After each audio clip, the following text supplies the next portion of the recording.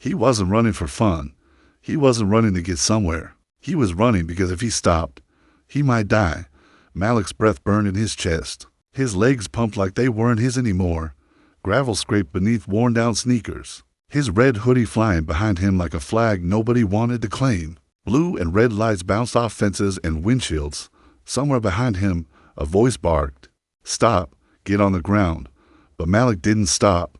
He didn't slow down. He couldn't afford to. This is Injustice Browin. I'm Mark Joie. If this is your first time here, welcome. If you've ever felt the heat of injustice pressed against your skin, you already know why stories like this matter. Subscribe if you haven't, and drop a comment if you've ever felt unseen, unheard, or judged before anyone even asked your name. Now, let me tell you what happened to Malik. He didn't steal anything, didn't threaten anybody. He was just walking home from the park, a shortcut through a neighborhood he knew, one he'd walked through 100 times before. But today, somebody looked out their kitchen window and didn't see a teenager heading home. They saw a problem. They picked up the phone, dialed 3 numbers, and just like that, Malik was a suspect. He matched the description: 6 feet tall, brown skin, hoodie.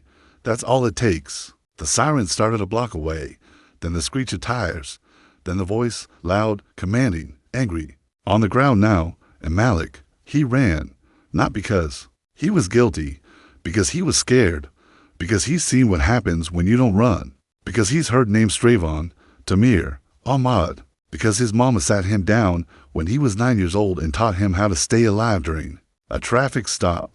Hands up, eyes forward, speak soft, don't flinch, never flinch. But none of that matters when your heart is pounding and the street behind you is lit up like war. So Malik ran. He made it 5 blocks before the gravel got loose under his feet.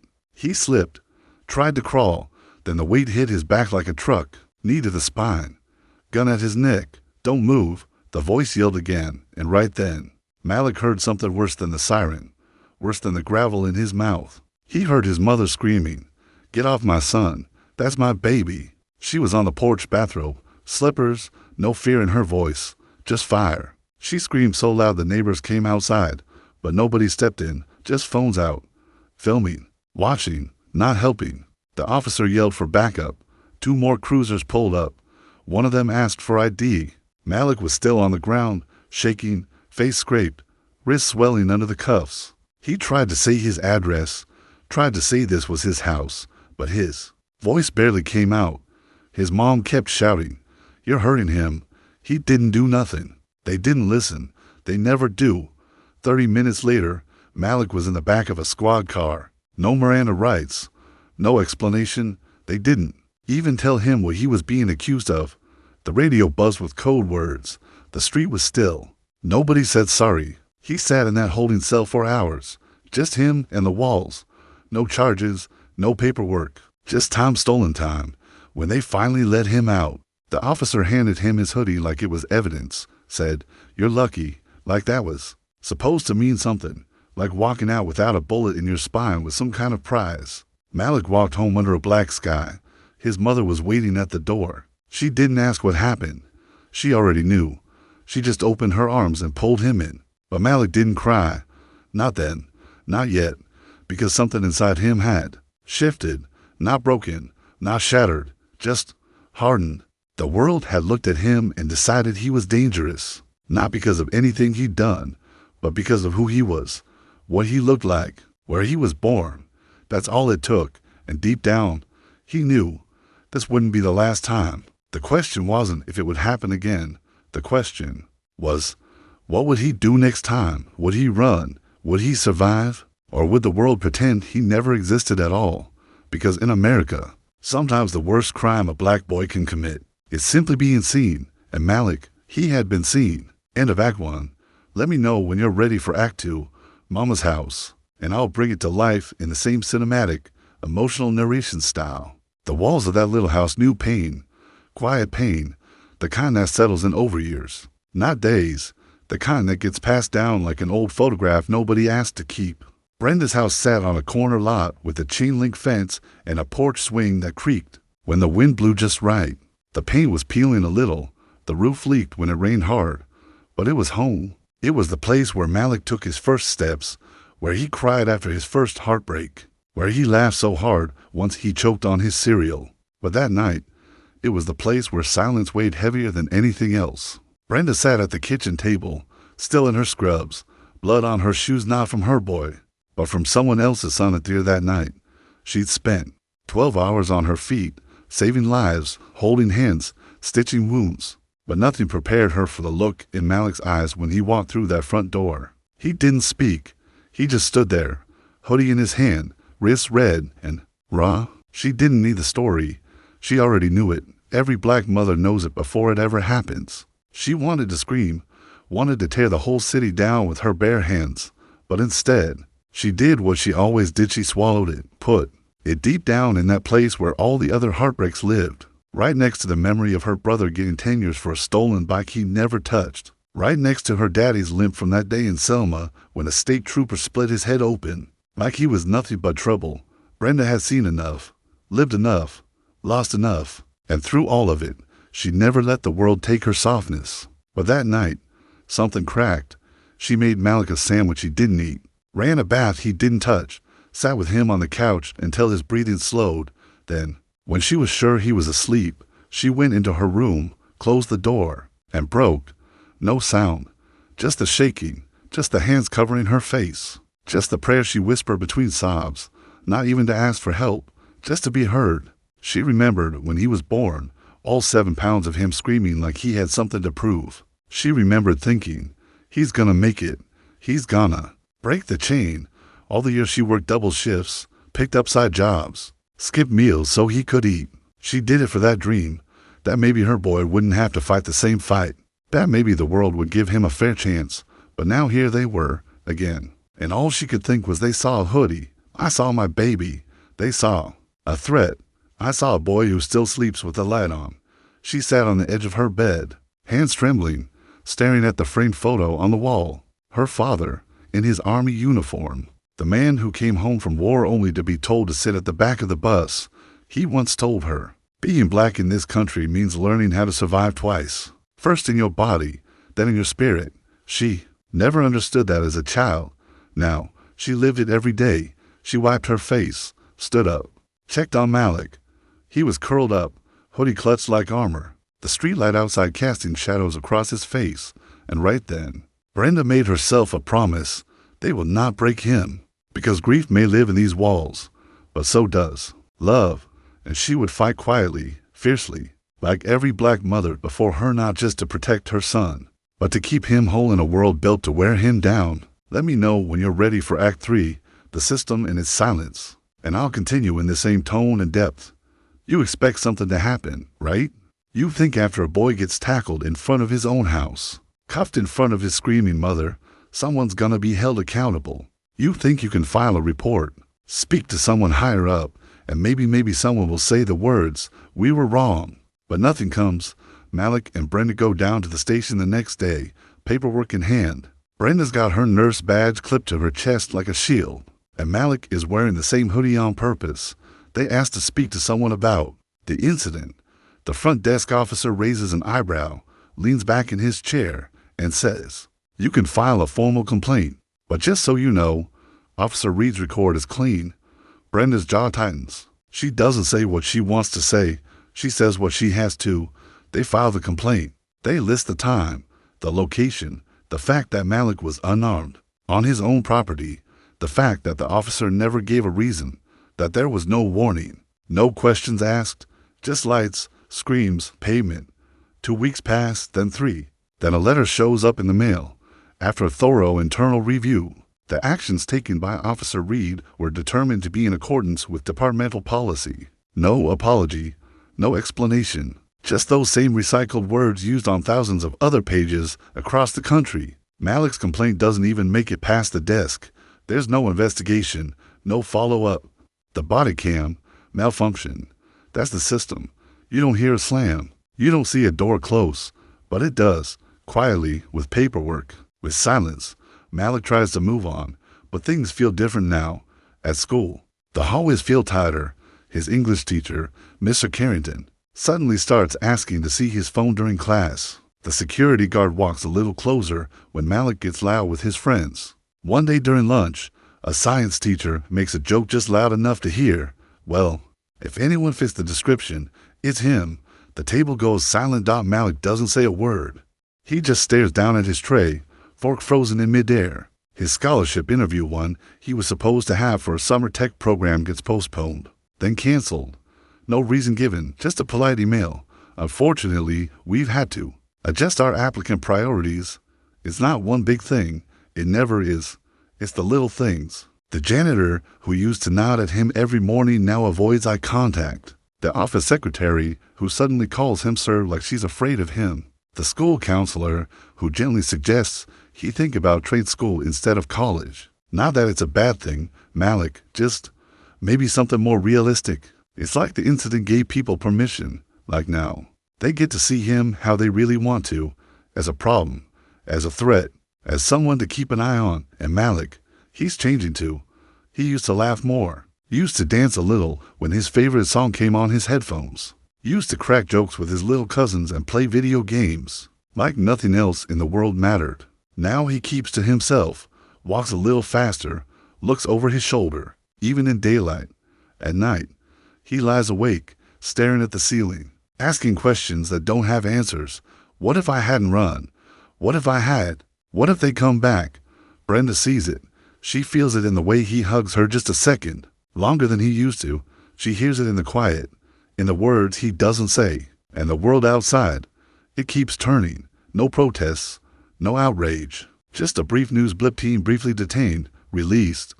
No charges. The neighbors go back to mowing their lawns, washing their cars, waving politely like nothing ever happened, because it didn't happen to their son. And Malik starts to understand what his grandfather once told Brenda.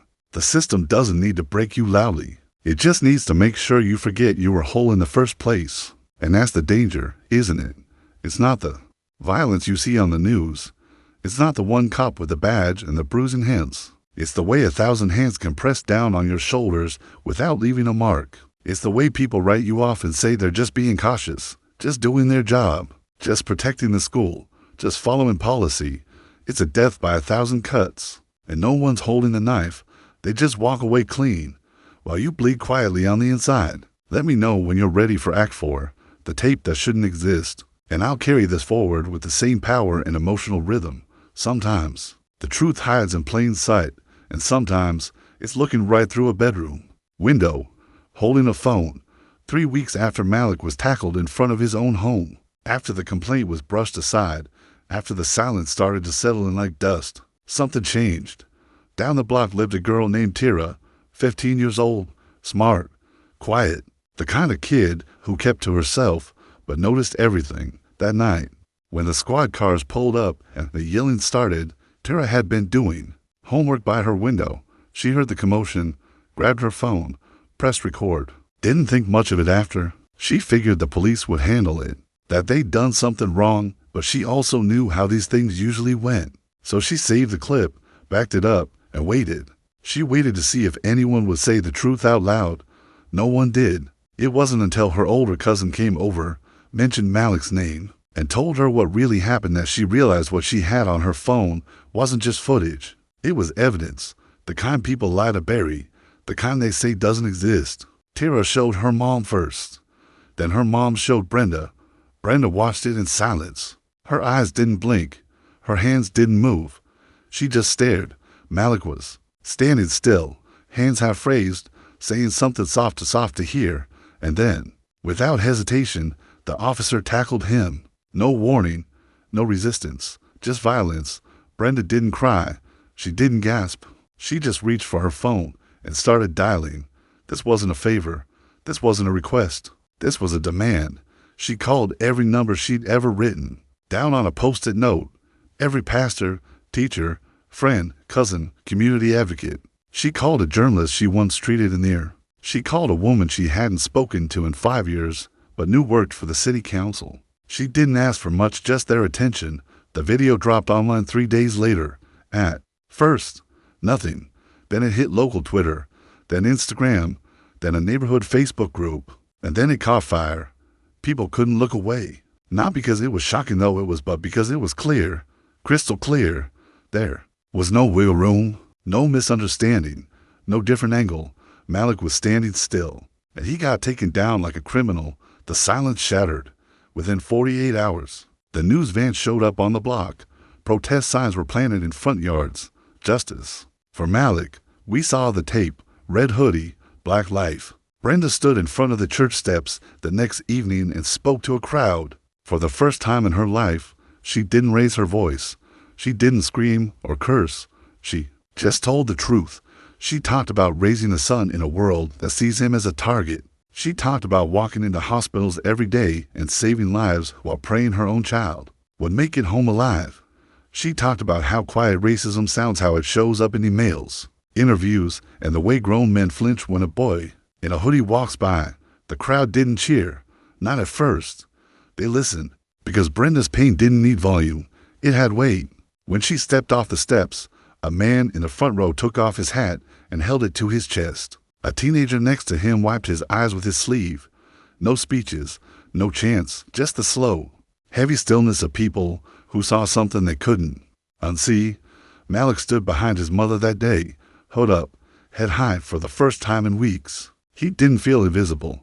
He felt exposed, sure but seen, truly seen. And somewhere deep inside him, something stirred, not vengeance, not rage, courage. Because now, the whole world knew.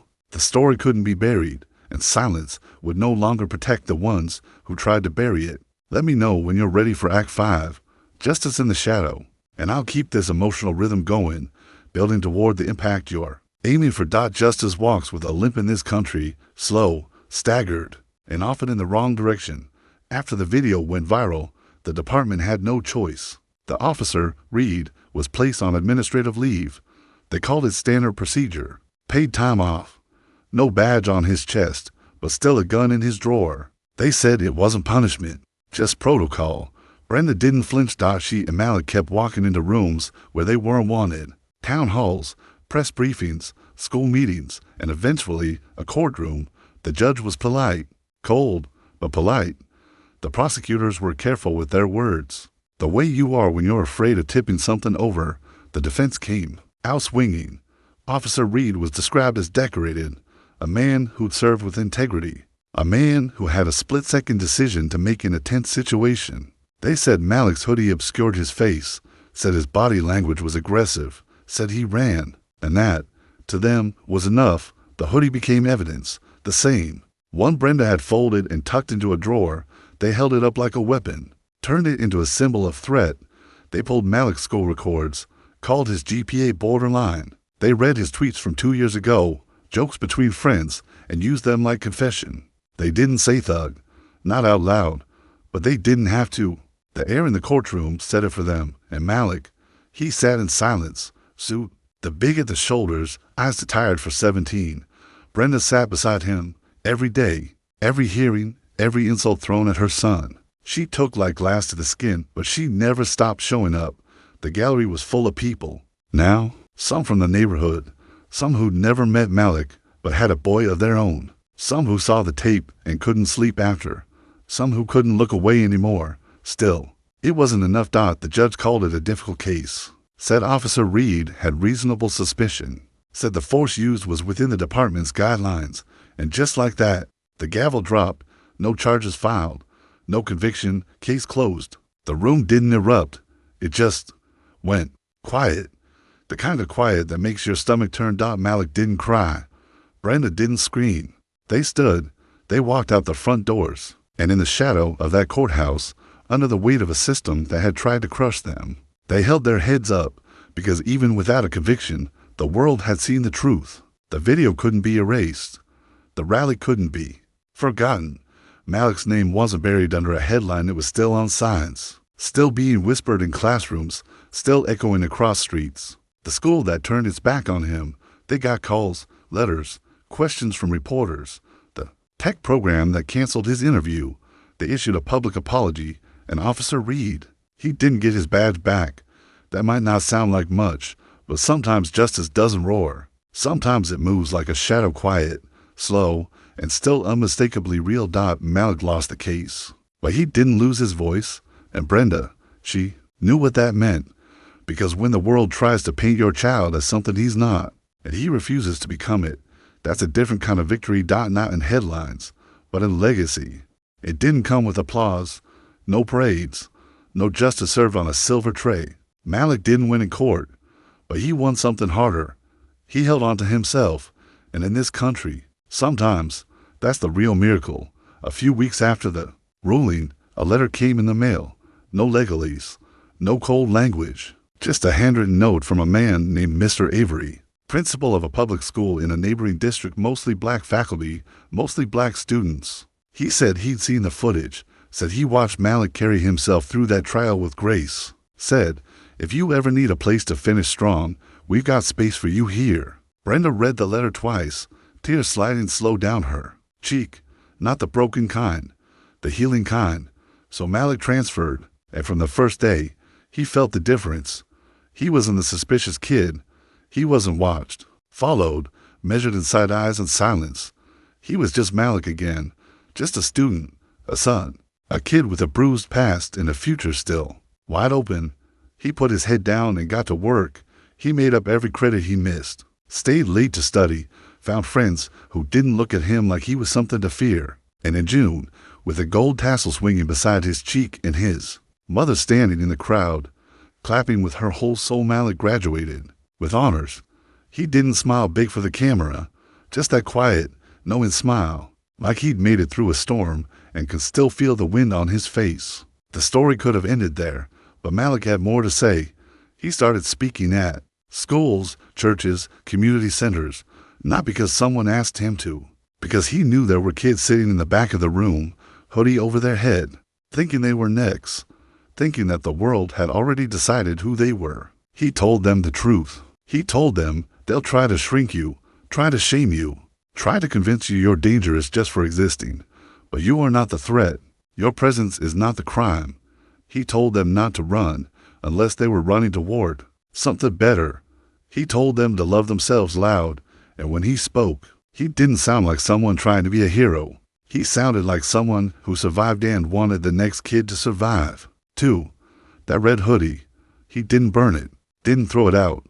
He had it framed, hung it on the wall above his desk, not as a warning, not as trauma, as truth, because that hoodie wasn't just cotton and thread.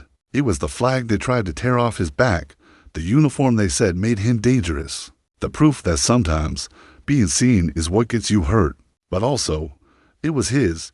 It was what he wore the day he survived something meant to silence him. And that means something. Brenda still gets tired, still feels the weight in her bones. But when she walks past his room and sees that hoodie on the wall, she stands a little straighter. Because they didn't break her boy. They tried. But he stood up and stayed standing. Some battles don't end in victory. Some don't end in justice. But they can still end in dignity. And sometimes, that's the beginning of something bigger. This has been Injustice Browin. I'm Mark Joie. If Malik's story moved you, if it reminded you of someone you know, someone you lost, or someone still standing, drop a comment. Share this story. Because silence protects the system. But truth protects the next kid in the red hoodie. We'll see you in the next one. Stay strong. Stay loud. Stay human.